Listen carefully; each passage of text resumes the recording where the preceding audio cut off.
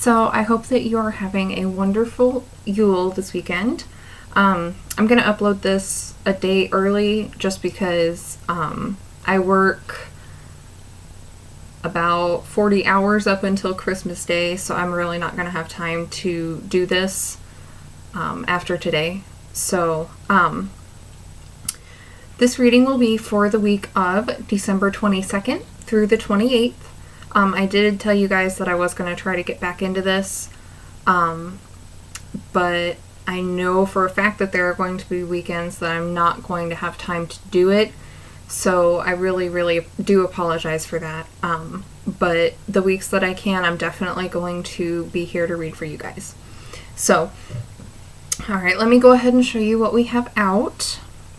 The deck that I'm working with is my absolute favorite, the Sacred Path cards by Jamie Sams.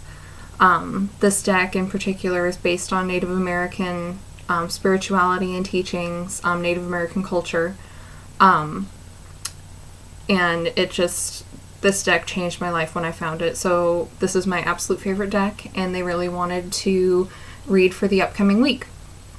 So over here I have my white tea light candle burning for spirit, selenite to attract all kind of positive energies, my clear quartz down here for clarity, and behind it black tourmaline to deflect negativity, howlite, which I actually used last week too. This crystal in particular is held very sacred to buffalo or bison, and so it kind of represents wisdom and the proper application of knowledge, understanding what it means to give away, to sacrifice. Right here I have my beautiful fluorite, which balances energies, turquoise to represent spirit or the divine, obsidian. I'm not really sure why that wanted to be part of the reading this week, but the cards told me to add it. Obsidian is a really good protection stone, but it is also a stone that's often used for scrying, which is a form of divination. I know some people can scry with very little effort at all, while others like myself find it a little bit more difficult. So I think that the stone this week actually represents all forms of divination, all forms of forethought and foresight. Next to that I have my beautiful amethyst for psychism and clairvoyance. In front of that I have my rainbow petrified wood, which is good for patience, particularly with the self or with the people that are closest to you, your children, your spouse, your parents, your co-workers. Behind that I have, this is actually my totem stone, smoky quartz. And the message that I got when I picked up this crystal for the reading today was that this week is a time to focus on personal strengths rather than focusing on any weaknesses that you may have or any doubts, fears, anything like that. This week, focus on your strengths and try to bring those to the forefront of everything that you do. And so finally, next to that, I have my beautiful peacock ore, which is another good crystal for divination, psychism and clairvoyance, all of that. But for me personally, I like to use it to help me overcome obstacles, to break through barriers, that kind of thing. And over here, I'm not sure how well you can see it, but I have a stick of warm spice incense going. Typically when this incense decides that it wants to be part of a reading, the reason is because we need comfort, we need that calm, that familiarity that people tend to associate with the holiday season, whether you're pagan and you celebrate Yule, or if you're Christian you celebrate Christmas, if you're Jewish you celebrate Hanukkah, anything like that. But so this week what I'm seeing before I even get to the cards is it's time to focus on what it is that you're good at. What are your strengths? And also, what is it that you're most familiar with that you haven't been keeping around you? I'm really anxious to see what the cards have to say. So without further ado, let's go ahead and look at Monday and Tuesday of the upcoming week. We have Fire Medicine, Passion and Spontaneity.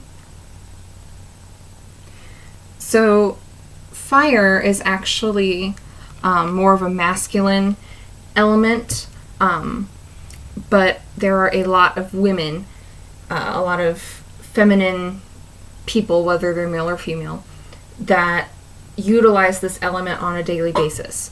Fire medicine is the medicine of rebirth, of passion, of making way for the new, and along with all of that comes spontaneity. It's following your passions in the moment rather than, trying to plan ahead for them. I know last week we saw that we had a lot of prep work to do, particularly for this upcoming winter, which I know probably scared a lot of people. But, looking at it from this point of view, after you have gone through all the different scenarios and you've prepared for everything that you possibly can prepare for, now is the time to let it rest. You've already got the plans made. You've already got any emergency kits or phone numbers or anything gathered. You're basically prepared for the worst. And so now that part of this season is behind you, now you can focus on the celebration part of the Yuletide season. We get the snow, we've got Yule and Christmas and all the other holidays coming up. We've got there's a sense of joy in the air. And at this time of year, we actually have a lot of different passions going around. I know I had to clean out part of my savings in order to do Christmas for the family this year, because it was something I really, really, really wanted to do. But being the beginning part of the week, I think what I'm feeling is that it's going to wind down as we get closer to the new year. And I'm really anxious. I'm going to try to find time to do a yearly forecast reading for 2015, because I'm really, really anxious to see what's going to follow these last few weeks in this year. Because so far, what I've seen is a lot of different changes that have been happening and a lot of prep work that we've been having to do this year, not only for these YouTube readings, but in my personal readings. 2014 was a 7-year, and 7 is all about change. So what we're coming up on will be an 8-year, which is a number for balance, but it's also the number for the second stage of manifestation. If you consider 4 is the first stage, 8 is the second, and 12 is the third and the final stage, where you have the planning, the creation, and then the, fulfillment stages. So I'm really, really, really anxious to see what's gonna happen. But anyway, got a little sidetrack there. Let's look at the middle of the week. We have Standing People, Roots and Giving. So the standing people are the trees, as I'm sure you guys can tell from the card.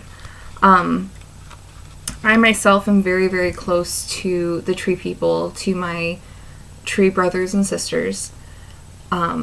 And I firmly believe that we all have a totem tree, a totem crystal, and a totem animal. We all have a specific element that we are most attuned with.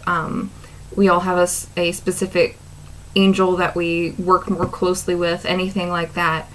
But we all have those things. And so for the beginning of the week, we saw where your passions are coming out.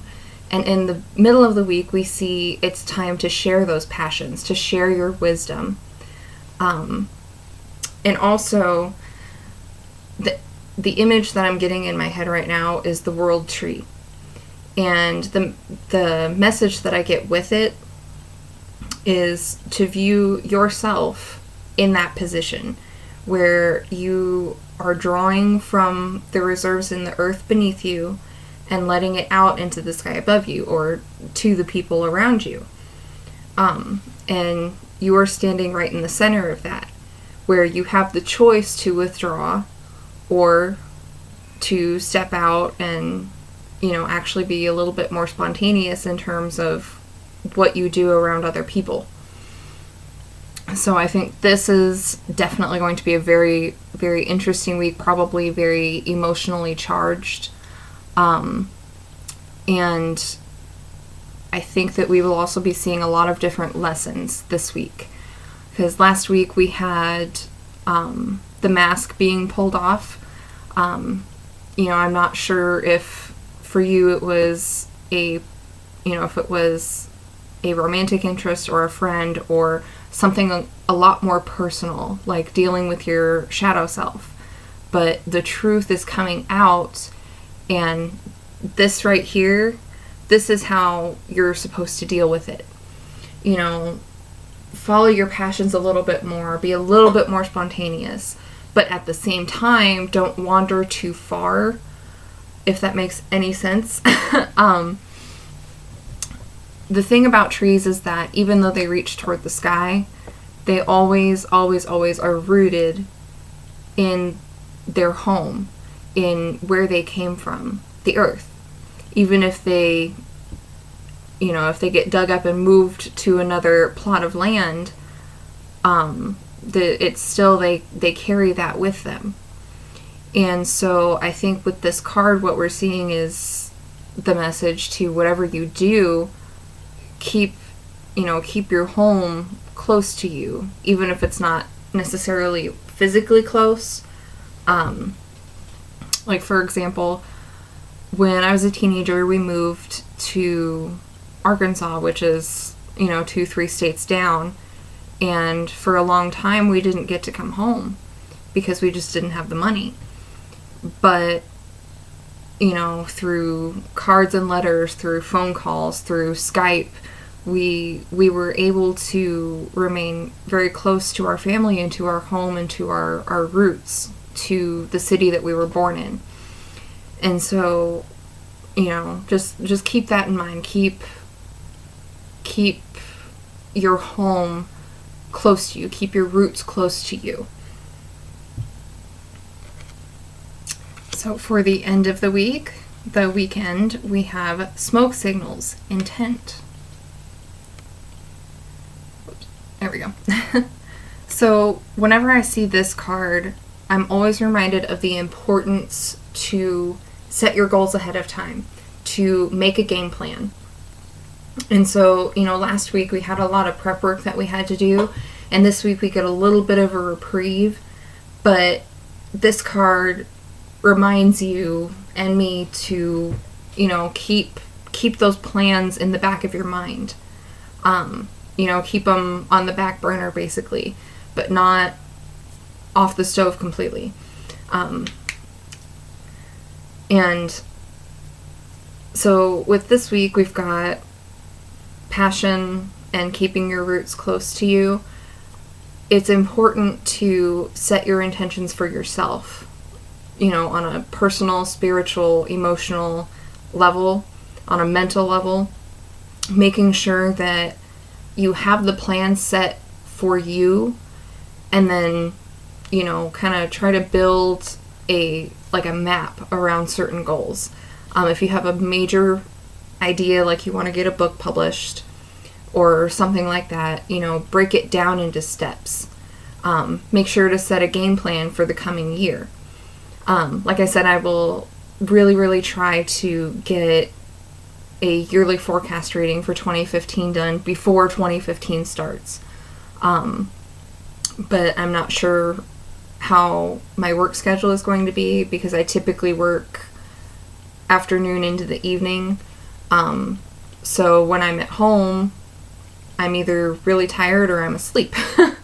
But anyway, sorry I got off track there again. But I think that this upcoming week we're going to definitely see kind of a reprieve from all of the stress that we felt last week. And I know that we do have some major holidays this week, which is a very different kind of stress. But, you know, there's that feeling of joy in the air. And so I think, you know, utilizing that will definitely help get through this week and into the next and then into the new year. So, but, all right. I really hope that this helps, and I really hope that you guys enjoyed. Like I said, I'm trying to find time to do these readings every week, and I will try to get a yearly forecast done for next year. So if I don't see you next week, hopefully I will see you shortly thereafter. All right.